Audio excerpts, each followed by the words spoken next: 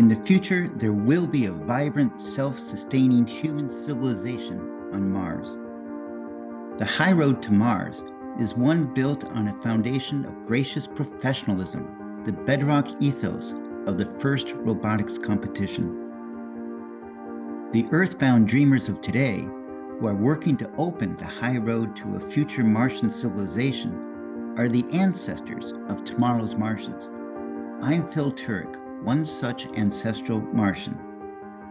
Look at what I'm trying to do by creating simulated Martian cultural ambassadors to act as positive social influencers to somewhat depolarize society here in the United States. Imagine how much even better it would be if the United States were to bring real Martian ambassadors here.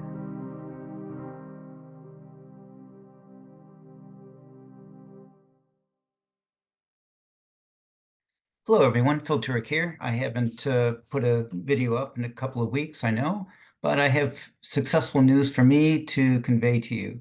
So one of the things I've wanted to do was to try to coax the Mars Society into making a small change.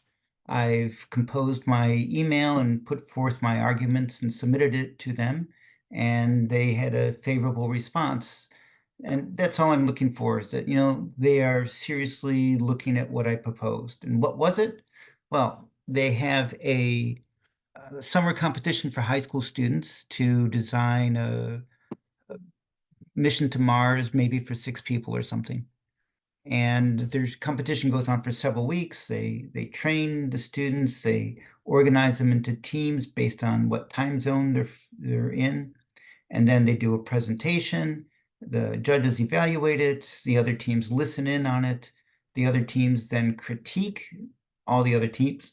And then each team, in the original plan, did a rebuttal of the critique of their proposals. And the change that I proposed is to replace that last step. So so it goes, the teams, do their research, they do their presentations. After they get their presentations, they get criticisms from the other teams, critiquing. I think it's 30 minutes per team or whatever it is. And then instead of doing a rebuttal, the teams are paired up. And there's 3 ways you can go about doing it. The judges can randomly say, Team A and Team B, you're together.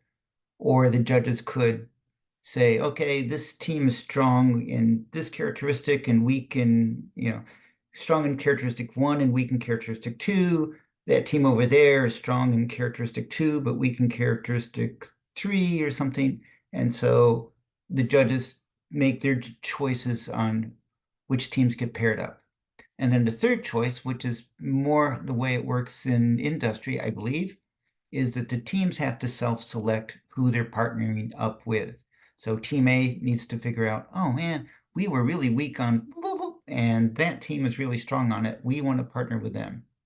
So I submitted my proposal and advocated that they extend their summer design competition by 1 week, so that during that last week, these teams are paired up and they're learning the philosophy, a little bit of gracious professionalism that says, don't view it's us versus them all the time, because the them might be our partners as we reach the finish line.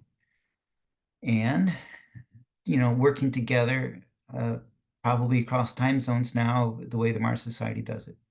So I'm pleased. For me, that's a success. I haven't had any that I really felt that I've been successful with after all these years, but there's one little step in the right direction from my point of view. Okay, now to switch topics. My wife asked me if I have any interest in local politics. And yeah, well, so then I saw something immediately after that about our local politics. We have a mayor. She was elected a little over a year ago. Okay, so politics.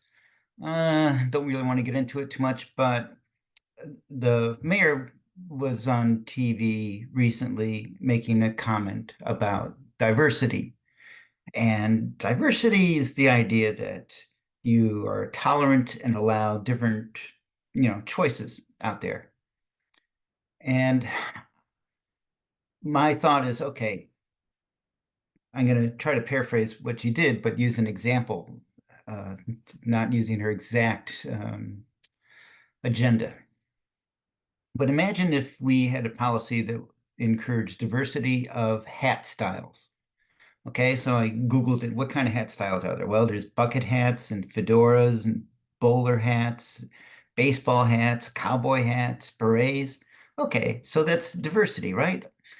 And the mayor was making a comment that says, well, being able to restrict them to just one type of hat is part of diversity, right? So her argument is going like, well, if you're going to allow diversity, then you should allow me to have my way too. And my way is that there is no diversity. I hope you can see the contradiction there that says if you're in favor of diversity, then as part of diversity, you can't really be in favor of forcing everyone to do only what you want them to do. And I'm using hats as an analog, but of course, uh, it has nothing to do with hats in real life. So I might find myself drifting towards getting a little bit involved with what's going on in my own community. It's sad to see that they're out there on the news for what my city council is proposing, and there's two sides to it, and they're both pretty passionate. And I'd like to think that I have an opinion that's worth defending. Okay, so that's it for this week. It's pretty rainy here, so therefore my interactions with my former students, the students who assist me on things, that's way down. It's not much going on. And we'll keep in touch. All right. All for now. Bye. Hi, I'm Phil Turek, an ancestral Martian born on Earth in the previous millennium. Please help me to open the high road between Earth and Mars in 3 phases. First, learn some of humanity's positive cultural traits here on Earth. Second, model them in a simulated Martian settlement that is vibrant and self-sustaining. Third, go to Earth as positive social influencers to put the meaning of the word united back into the names United States and United Nations. Thank you for your help.